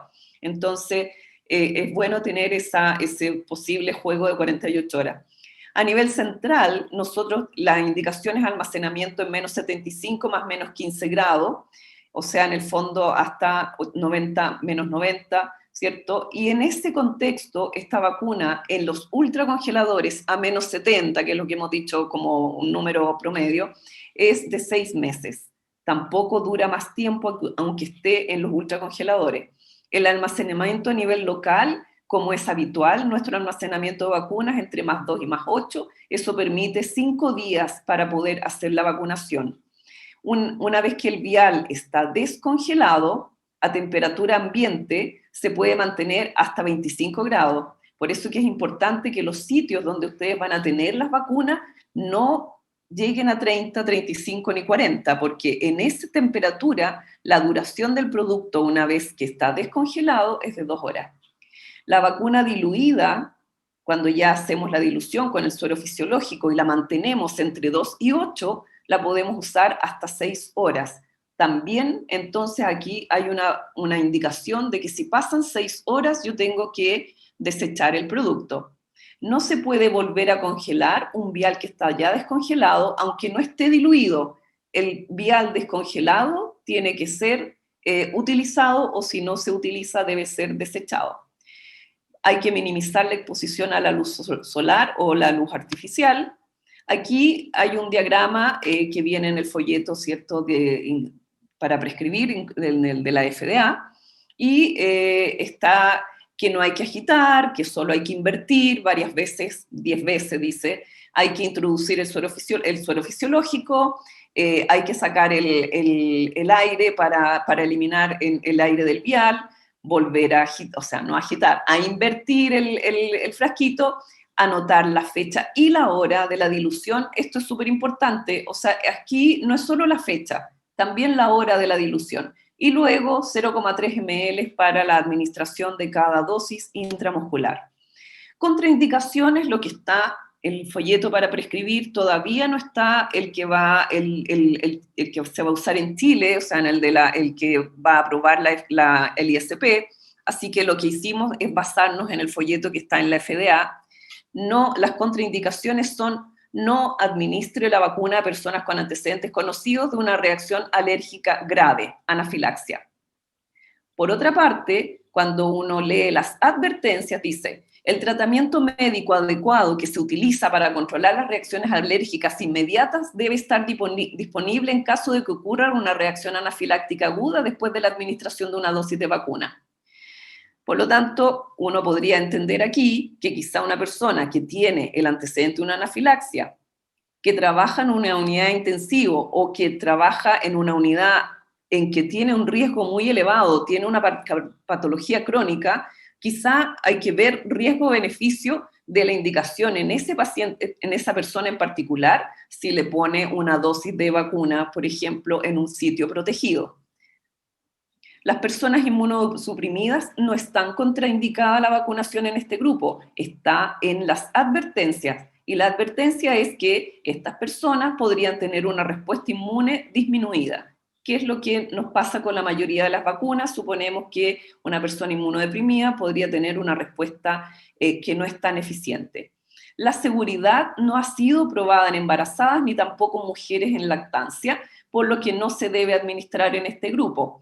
Pero también es posible que si una mujer está embarazada y cumple funciones que la ponen en un alto riesgo de infección, habría que evaluar caso a caso. Es posible que la vacuna Pfizer no proteja todos los receptores de la vacuna y es lo que también nosotros decimos y conocemos de vacunas que tienen también alta eficacia, ¿cierto? Que no todas las personas van a responder de la misma manera. Por lo tanto, asegurar la protección del individuo particular también es difícil. Nosotros suponemos que mucha gente que tiene patologías crónicas, que tiene inmunosupresión, no está trabajando en unidad de tratamiento intensivo en este momento. Por lo tanto, esto no debería ser una situación que nos encontremos en el futuro próximo, de las próximas semanas, pero hay que considerar que cada individuo puede responder de distinta manera, a pesar de que los estudios muestran esta eficacia, pero es distinto un estudio, ¿cierto?, fase 3, que es en condiciones ideales, a una administración masiva que tiene que ver con condiciones particulares de cada individuo. Tal como nos comentó la doctora Potán, lo que más se ha reportado, reacciones adversas, dolor en el sitio de la inyección, enrojecimiento, fatiga, dolor de cabeza en las reacciones adversas sistémicas, dolores musculares, escalofrío, fiebre, náusea, linfadenopatía en un 0,3%. Entonces, con todos estos antecedentes, ¿qué es lo que más nos importa frente a la elaboración de un plan de vacunación masivo? En este rato estamos hablando de un inicio de vacunación con un grupo pequeño de población, con un grupo seleccionado, dado que tenemos una cantidad de dosis que son reducidas en este momento, pero cuando comencemos a vacunar al resto de la población es súper importante, ¿cierto?, considerar seguridad de las vacunas. Con las vacunas inactivadas tenemos experiencia de uso de años, hay menos información, pero cada vez hay más información de vacunas de nuevas plataformas. También es importante ver la criticidad de las funciones de los distintos grupos. Por ejemplo, la decisión que estamos tomando ahora, ¿cierto?, de preservar el sistema sanitario y también actividades que pueden ser esenciales, eso permite definir grupos críticos, y la protección de las poblaciones más vulnerables, porque para ello también ha sido necesario ir generando mayor información de seguridad, de eficacia, para ir entonces también en relación a los grupos que sabemos que tienen más condición o más riesgo de tener una enfermedad grave. Por lo tanto, la aprobación de las agencias reguladoras de alta vigilancia son un tremendo aporte para lo que nosotros podamos ir definiendo como país, cómo vamos a continuar esta vacunación que se inicia con este grupo tan seleccionado en este minuto, dado una cantidad limitada de dosis con la que vamos a disponer en las próximas semanas. Muchas gracias por su atención y quedamos entonces atentos a sus preguntas.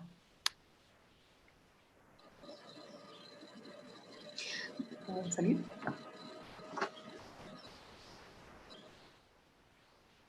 Bueno, damos las gracias por esta excelente presentación que ha aclarado muchas dudas con respecto a la indicación de la vacuna de Pfizer-BioNTech, y el doctor Alejandro Velázquez entonces coordinará el módulo de preguntas. La doctora Davanche, por compromisos contraídos con anterioridad, se tuvo que retirar, pero en el panel podemos tratar de contestar las preguntas del público. Hola, buenas tardes, ¿cómo están? Qué gusto verlas, doctoras. Hola. Tanto tiempo. Bueno, la verdad es que varias de las preguntas que fueron expuestas en el link, la verdad es que ya están respondidas, especialmente con respecto a la indicación de lactancia, embarazada. por lo tanto no vamos a ahondar en esas preguntas, pero sí una pregunta bastante repetida que quien quiera pueda responder es con respecto a la vacunación en alérgicos alimentarios y en alergia a la proteína leche de vaca. Sí. Bueno, no sé si quieres contestar tú. Mira, la verdad es que, Alejandro, como les dije yo cuando presenté el tema vacuna Pfizer, hay muchas incertidumbres con las que vamos a tener que aprender a vivir. No tenemos ninguna información al respecto, ni tampoco sabemos que esas personas que han tenido anafilaxia no han sido todos alérgicos los que han recibido vacuna Pfizer. De modo que se está escribiendo la historia, pero por el momento yo creo que hay que analizar cada caso, pero a mí me parece que en este contexto todavía el beneficio de vacunar, sobre todo en un ambiente protegido, sabemos que el 90% de las reacciones adversas graves a vacuna ocurren en los primeros 20, 30 minutos, uno se puede dar un rango de 1 hora, ¿no es cierto? Creo que las ventajas y los beneficios superan con creces la potencialidad de hacer alguna alergia en un sujeto que tenga alergia alimentaria o de otra naturaleza. Bueno, otra pregunta que se repitió fue con respecto a las personas que ya tuvieron el coronavirus. Las preguntas si se pueden, se deben o hay alguna contraindicación para que ellos se vacunen.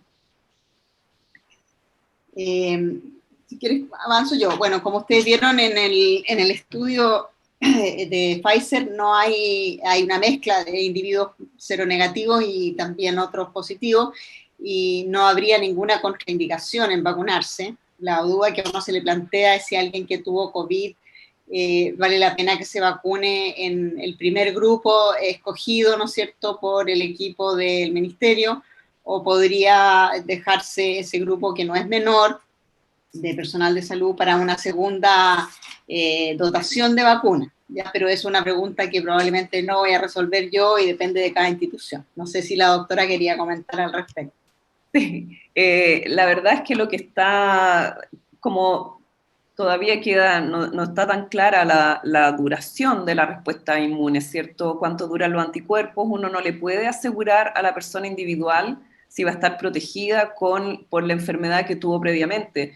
Por lo tanto, para nosotros no hay una contraindicación, todo lo contrario, o sea, en el fondo está abierto, y nuestra respuesta es que si una persona tuvo COVID, se debe vacunar igual, porque del punto de vista nuestro, salud pública, claro, uno podría decir cuando alcancemos el 80%, fantástico, pero en este rato en que vamos a partir con tan poquitito personas, no podemos asegurar que una persona no vuelva a tener una enfermedad y una enfermedad grave. Por lo tanto, la respuesta para nosotros es sí, se vacuna, se puede vacunar si es que quiere, si no quiere no, porque esta es una vacunación voluntaria, pero no hay una contraindicación y nosotros no vamos a poner un límite para que se vacune una persona que estuvo enferma. Perfecto. Bueno, con respecto también al almacenaje y el traslado, con respecto al mantenerlas congeladas y todo, me imagino que se explicará para las distintas regiones cómo va a ser y si es que eventualmente estas unidades críticas van a ser a nivel nacional o va a ser escalonado de acuerdo a la prevalencia de los distintos casos o el aumento de casos que haya de coronavirus. Esta es una información que está en pleno desarrollo y es como difícil decir que con menos de 10.000 dosis nosotros podamos alcanzar todo el país, ¿cierto? O sea, no, lo que se ha dicho es que se ha priorizado algunas regiones que tienen que ver con la epidemiología local o con la capacidad que tienen a nivel local de resolver patologías o con la distancia también, por ejemplo, o sea, el ejemplo más clásico, uno podría decir, es Magallanes, ¿verdad? Que ha tenido una situación de cuarentena muy larga, aún así tienen una gran cantidad de casos, en las últimas semanas habían tenido casos nuevos, aumento de casos nuevos, por lo tanto es una de las regiones que se ha anunciado que está dentro de este grupo que se van a vacunar al personal de salud, de pacientes críticos fundamentalmente en aquellas regiones. Pero no es posible vacunar a todo el país con la cantidad de dosis que tenemos. Por eso es que yo insisto en que este es el inicio, se va a comenzar a vacunar en Chile, esa es la señal, porque en el fondo nosotros vamos a tener vacuna que va a empezar a llegar probablemente en forma más periódica desde mediados de enero, tercera semana de enero, eso es lo que tenemos, por eso insisto también que de repente puede que no dependa de nosotros, sino que va a depender de la posibilidad de vuelos, si hay aeropuertos cerrados, etcétera. Estas vacunas vienen de Europa, por lo tanto también hay que tener eso en consideración. Por eso es que no nos vamos a arriesgar a utilizar todas las dosis que lleguen en un vuelo, por ejemplo, ¿cierto? Si me llegan, supongamos, 100.000 dosis, yo no tengo la certeza si en día 21 voy a volver a tener un cargamento de 100.000 dosis. Por lo tanto, lo que vamos a hacer más probable es que vamos a vacunar 50.000, vamos a guardar las otras 50.000 para la segunda dosis. Entonces, todo eso tiene que ser comprendido en el contexto de lo que esto es. O sea, si nosotros comenzamos a vacunar esta semana o la otra semana, vamos a estar probablemente entre los 10 primeros países del mundo en vacunar contra coronavirus. Entonces, eso también, yo sé que esto tiene, pero ¿por qué no fue la APS? ¿Por qué no fue la urgencia? ¿Por qué no fue los médicos quirúrgicos? ¿Por qué no? ¿Por qué no? ¿Por qué no? Entonces, ojalá podamos pensar que bueno que vamos a empezar en nuestro país con una cantidad de dosis reducida, pero vamos a empezar a vacunar al personal que trabaja en el ventilador mecánico, donde las personas tienen el riesgo de muerte inminente. Entonces, esa fue la forma de seleccionar. Desgraciadamente, yo sé que, mira, he recibido de todo, de felicitaciones, gracias doctora, hasta, oye, pero ¿por qué se te ocurrió esa cuestión y no, por qué no partiste con el APS? O sea, hay que tomar decisiones y hay que priorizar. Entonces, por eso yo les comentaba que nuestra priorización es sistema sanitario indemne. Y probablemente donde el riesgo de morir de las personas es patente, ¿cierto? Es en la unidad de pacientes críticos, ventilación mecánica. Y esa fue la forma de seleccionar. Podíamos haber dicho, ya, vacunemos APS con menos de 10.000 dosis, que logró impactar en una gran cantidad de personas, de personal de salud. Yo sé que todo es criticable y que eso es lo que viene, pero bueno, hay que tomar una decisión y esa fue la decisión. Así que estamos partiendo, yo creo que vamos a partir, es una buena noticia que vamos a partir, Chile va a partir vacunando contra el coronavirus con una vacuna que ha sido aprobada en la FDA, en la EMA. Yo creo que es una excelente noticia, si bien las dosis, pero yo pienso que miremos el vaso medio lleno y no medio vacío, entonces... Sí, sin duda. Sí, y miremos el vaso medio lleno y le ponemos hielo, y así se llena rapidito. Claro. Otra consulta. Tú decías, perdona Alejandro, tú dijiste qué van a hacer con la mantención del frío. No, nosotros en esta primera instancia, en estas primeras dosis de vacunas que son pequeñitas, vamos a entregar la vacuna en descongelado. O sea, nadie va a tener que usar una vacuna en menos 70. Nosotros la vamos a entregar en la temperatura habitual de cadena de frío entre +2 y +8. ¿Ya? Entonces a nivel local no van a tener problema. Y lo que tienen que tener precaución es que si llega a 25 grados su ambiente, perdemos. O sea, con el mayor, claro. O sea, hay que pensar que hay que sacarle provecho absoluto a cada frasco con sus 5 dosis y tratar de que si yo abro un frasco, diluyo un frasco, estoy a las últimas horas de la tarde y veo que no voy a tener 5 personas más porque ya vacuné a todo, veamos, tengo que tener algún otro... colega de, no sé, de la urgencia, ¿me entienden? Tienen que tener a alguien para completar ese frasquito, porque estas dosis son de oro, son demasiado preciadas, entonces siempre tener todo bajo control. O sea, lo que les pido en el fondo es, piensen que cada dosis tiene que ser utilizada en el máximo, cada vial. Por lo tanto, si a mí me van quedando poca gente que vacunar, vamos viendo cuáles son las otras 4 personas que me faltan, ir haciendo un plan B, teniendo a alguien que puedas llamar si esto es el, no sé, por poner un ejemplo, el día 26 de diciembre vamos a vacunar y tú me dices, no, sabes que en mi servicio no hay nadie, chuta, me voy a otro hospital, ¿me entiendes? Porque Claro. no puedo perder las dosis, ya las descongelamos. Entonces, en el fondo, lo que les vamos a pedir es que nos ayuden en lo más posible. En el fondo, es difícil salir en estas épocas, ¿cierto? No es como que nos vamos de vacaciones en la Navidad porque estamos prácticamente en cuarentena. Entonces, considerar que quizá el llamado es a vacunarse en los próximos, no sé, en las próximas semanas, y pueden haber días feriados entre medio. Entonces, ver cuál es el beneficio de esto y chuta, tomárselo con humor, digo yo, con positivismo. Con alegría, es algo muy positivo. En vez de decir, ay, qué lata, estos gallos quieren que me vacunen un día feriado. O sea, ojalá que no, por eso que vamos a pedir probablemente número de gente, listado con las personas, quienes quieren vacunarse en un día feriado, todo eso va a estar considerado para el número de dosis que vamos a entregar a cada centro. ¿Ya? Así que estamos haciendo un trabajo de hormiga porque estamos pidiendo datos para poder asegurar la utilización lo más óptima posible de todas las dosis. Doctora, perdón. Háblanos. Sí, dígame. No, yo quería hacer una pregunta. ¿Qué va a pasar con todo, sobre todo el personal de salud que se han inscrito para participar en estos estudios de fase 3 que están en curso en el país y que no saben si caen en el grupo placebo? ¿Qué va a pasar con ellos? Marce. Yo les contesto. Bueno, venía saliendo de justamente de una reunión al respecto porque estamos todos los que estamos involucrados en estos estudios preocupados de esta situación. En lo concreto, ningún estudio clínico se está desarrollando con esta vacuna en Chile, con Pfizer, ¿no? La vacuna de Pfizer. Pero las otras, como les mostré, sí.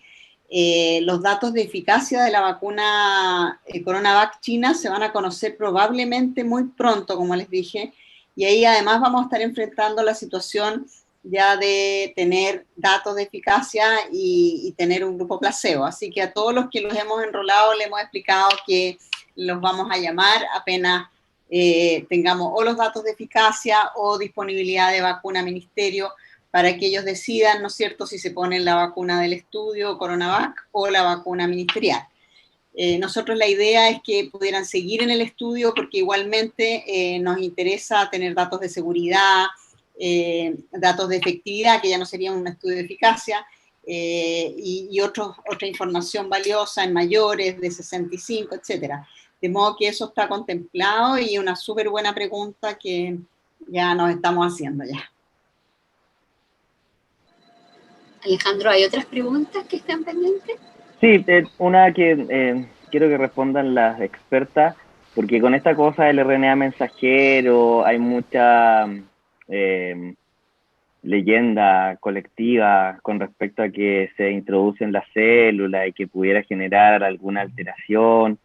Y la verdad es que preguntaron al menos 4 personas con respecto a eso.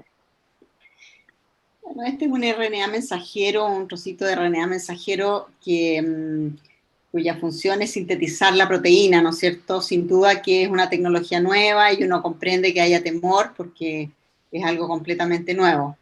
Pero a mí no me parece que sea de riesgo, no se integra esta molécula, no se integra el DNA, te fijas que también es otra pregunta que la gente hace, esto se va a quedar, quizás qué es lo que va a producir. La verdad es que el desastre que produce en la célula el virus SARS-CoV-2 y en el sistema inmune y de coagulación de los seres humanos, yo creo que es algo que uno tiene que pensar cuando tiene estas dudas, porque la verdad es que todo lo demás es hipotético, en cambio lo de la gravedad de SARS no es absolutamente real. Pero van a haber otras opciones si alguien está muy temeroso, digamos, creo que van a haber más de una vacuna disponible. Como dice la doctora, no va a ser obligatoria, va a ser voluntaria en Chile y en el mundo entero pareciera que por ahora así va a ser. Yo solo quería preguntarle a la doctora si nos pudiera ayudar con lo siguiente, la doctora Cecilia, porque como vamos a tener que vacunar este volumen de personas en algún momento más adelante que tengamos, ¿no es cierto?, más dosis, nosotros estamos preocupados y se nos va a juntar con influenza. cómo podrían los centros de vacunación, ¿no es cierto?, habilitar nuevas áreas que a lo mejor no tengan la autorización sanitaria, pero puedan cumplir con requisitos mínimos para una vacunación segura, en áreas más amplias. Primero, para no aglomerar a las personas, ¿no es cierto?, y segundo, para poder vacunar a un gran número de personas en un tiempo más breve. Eso nos está dando vuelta en los centros de vacunación ya, cómo hacerlo, a dónde los vamos a llevar, ¿te fijas? Sé que no es tu tema, ya, porque lo veo otra área, pero lo dejo planteado porque si surge, creo que es relevante, ¿no? Es relevante poder hacerlo bien, con más espacio y vamos a hacer las consultas respectivas, pero lo dejo planteado. No, me parece súper lógico, Marce, porque hay que pensar que vamos a estar a 2 campañas, en el fondo, con una gran cantidad de población en cada una de ellas. Entonces, ahora, depende cómo estemos, si estamos en una etapa 1, 2, cuarentena, etcétera, también de eso va a depender. Ahora, vuelvo a insistir que a pesar de todo el año que hemos tenido, nuestras coberturas de vacuna han sido maravillosas, ¿cierto?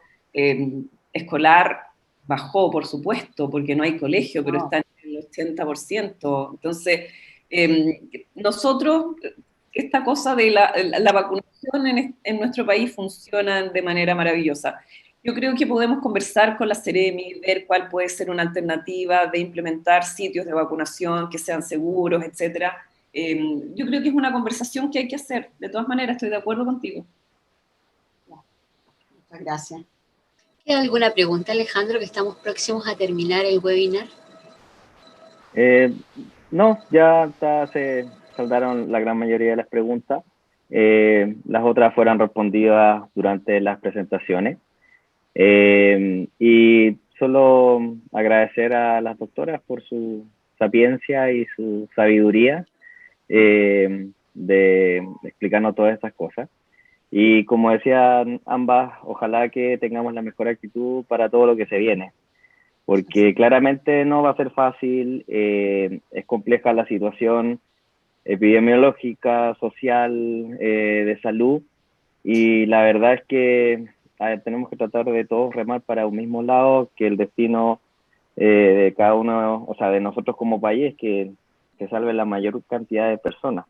Y en eso estamos todos involucrados, y esa conciencia colectiva yo creo que la gente la tiene que entender, y especialmente nosotros, el personal de salud.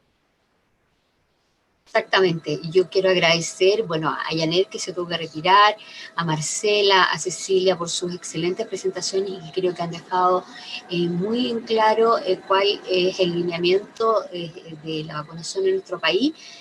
Recordar que somos un país afortunado en el sentido que tenemos comprometido una cantidad importante de vacunas, somos uno de los países de Latinoamérica con mayor compromiso de vacuna, que puede incluso sonar como desproporcionado en relación a algunos países vecinos. E insistir que todavía no hay estudios en niños, por lo tanto los niños no están incluidos, ni las embarazadas ni los inmunocomprometidos. Moderna recién inscribió un ensayo en niños mayores de 5 años, Pfizer también se comprometió a hacer estudios, pero no hay nada todavía con respecto a los niños. Y lo otro importante, que recordar que ha sido motivo de discusión de todos estos días, que este nuevo linaje de SARS-CoV-2 detectado en Inglaterra, el linaje B1.1.7, no ha sido detectado en los estudios de secuenciamiento que realiza el Instituto de Salud Pública, y con respecto a eso, el CEO de BioNTech, que es Ugur Sahin, ya hizo su declaración y dijo que probablemente la vacuna Pfizer tendría actividad contra ese nuevo linaje, y que espera dentro de las próximas 6 semanas ya, además, producir una vacuna en que esté incorporado esta nueva mutación del virus, y que también espera publicar los datos preliminares con respecto al uso de la vacuna. Así que para que estemos todos, digamos, tranquilos, y insistir con lo que han presentado de que debemos reforzar la vacunación a todo nivel, y no solo reforzar la vacunación, sino que mantener las medidas de prevención que también han destacado todos nuestros expositores, especialmente en lo que tiene que ver con el uso de mascarilla, higiene de mano y distanciamiento social. Así que nuevamente las gracias. Este webinar va a estar disponible próximamente en la página de la Sociedad Chilena de Pediatría para los que quieran volver a consultarlo. Y gracias y que tengan todos unas felices fiestas. Este es nuestro último webinar del año. Así que muchas gracias. Gracias. Chao. Gracias. Chao, chao.